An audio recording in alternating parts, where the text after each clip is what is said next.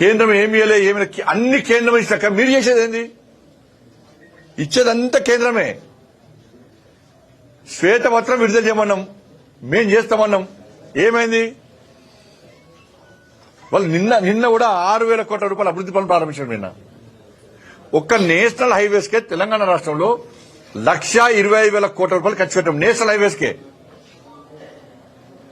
Railways అభివృద్ధికి, railway కొత్త నిర్మాణాలు, రైల్వే స్టేషన్లకు 32,000 కోట్లు ఖర్చు పెట్టినాం తెలంగాణ రాష్ట్రానికి.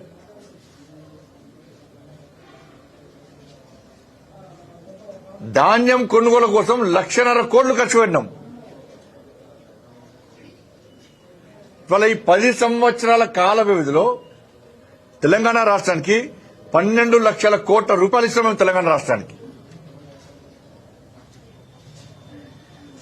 అభివృద్ధి పనుల ప్రారంభోత్సవానికి ముఖ్యమంత్రి గారు వస్తారు, మంత్రులు వస్తారు, శభాష్ అంటారు. ఢిల్లీ పోయి మాకు సాయం చేస్తారు, కృతజ్ఞతలు అంటారు. మంత్రులు పర్సనల్ కలిసినప్పుడు చాలా సాయం చేస్తారు, తెలంగాణకు అంటారు. మన రాజకీయంగా మాట్లాడినప్పుడు తెలంగాణకి ఏం చేయలేదు బీజేపీ ప్రభుత్వం అంటారు. మరి గ్రామాల్లో అమలు చేసే సంక్షేమ పథకాలు ఎవరి? తెలంగాణ రాష్ట్రంలో నేషనల్ హైవేస్ అని మీరు నమ్మరు. స్వాతంత్ర్యం వచ్చిన కాంచెల్లి 2014 వరకు కేవలం 2,500 కిలోమీటర్లు మాత్రమే నేషనల్ హైవేస్ జరిగినాయి, పనులు జరిగాయి. 2,500 కిలోమీటర్లు మాత్రమే జరిగినాయి. ఈ 2014 నుంచి నిన్నటి వరకు 5,100 కిలోమీటర్లు వర్క్ చేస్తుంది.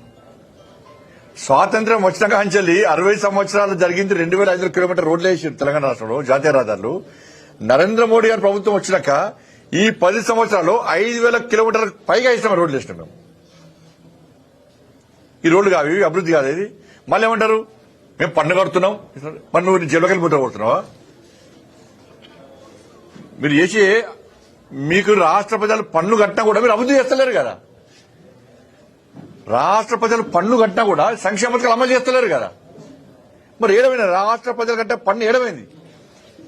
మరి కేసీఆర్ అప్పు చేసినారు. అదే కేసీఆర్ అప్పు చేసిండనే ఆ బాధ భరించలేక మీరు అప్పు తీస్తారని మీకు ఓట్లు వేసి జనం.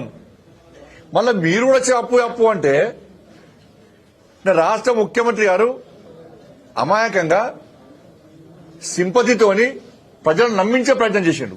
కానీ అదేమంటే డామిడ్ కథ అడ్డం తిరిగింది లెక్క ప్రజలు చీదరించుకునే పరిస్థితి వాళ్ళు. ఇది మంచి పద్ధతి కాదు. ఇది వాళ్ళ తెలంగాణ రాష్ట్రాన్ని కష్టపడి సాధించుకున్నాం. 1,400 మంది బలిదానం అయిపోయారు. ఇలా వాళ్ళు ఆత్మహత్య ఘోషిస్తున్నాయి. లక్షల మంది లాఠీ దెబ్బలు తిన్నారు, జైలుకు పోయారు.